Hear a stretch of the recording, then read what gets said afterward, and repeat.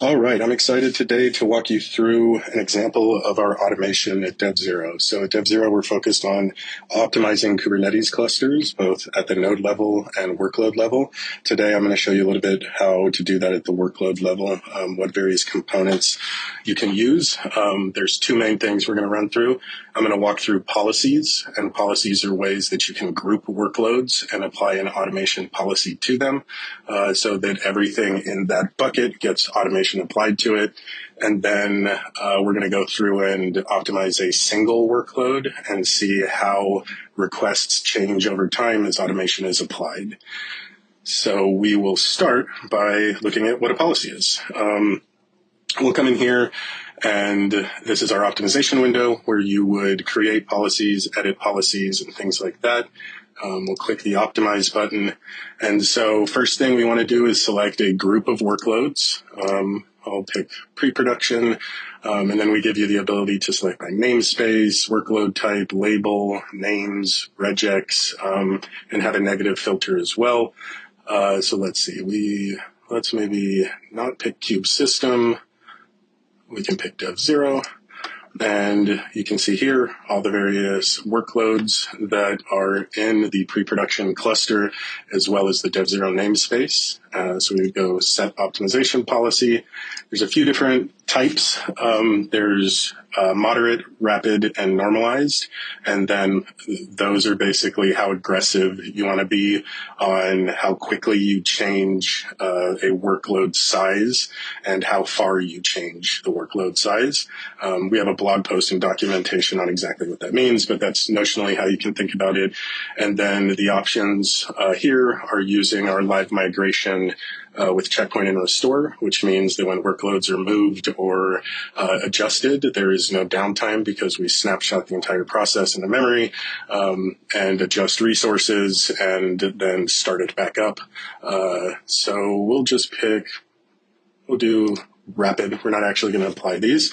And it goes through and gives you some details around what to expect. And you would come into review and enable. And this gives you details on what's going to happen and how things will be set. So pop out of that because we're not actually going to apply it that way today. Let's go into pre-production. So this is my pre-production cluster. I'm going to go into workload analysis. Backend is the workload that I would like to optimize today. So here's the backend, and we can see if we look over the last day. So what the current cost is, we can see that I'm requesting 1.5 cores and using 9 millicores. I'm also requesting 1.46 gigs and using 86 megs of RAM. So a great candidate for optimization. We will click optimize, and we're going to do automatic right sizing. Let's do moderate because we are actually going to apply this. And you can see that initially we're going to adjust memory down to 250.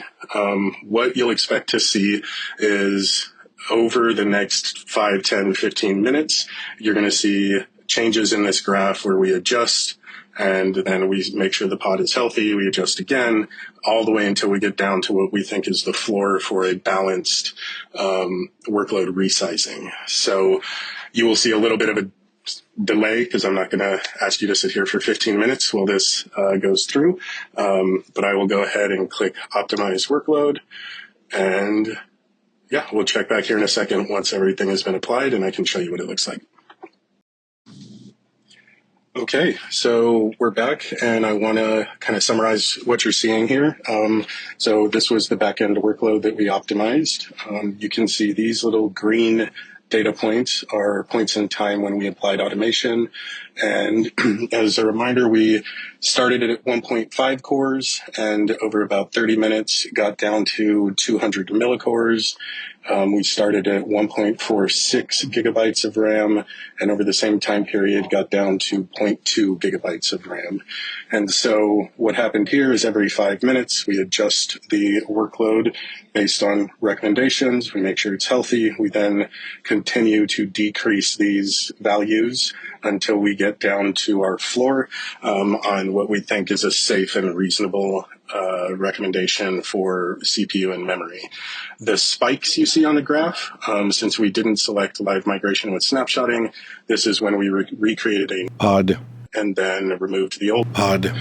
So there are temporary spikes as we come down to our new floor for requests. So yeah, that was a little bit of a demo on overall how our requests work for workloads and what you can expect to see. As you can tell in this view here, I believe we reduced by over 90%, and yeah, 92.18% reduction overall over 30 minutes for this individual workload. All right, thank you very much.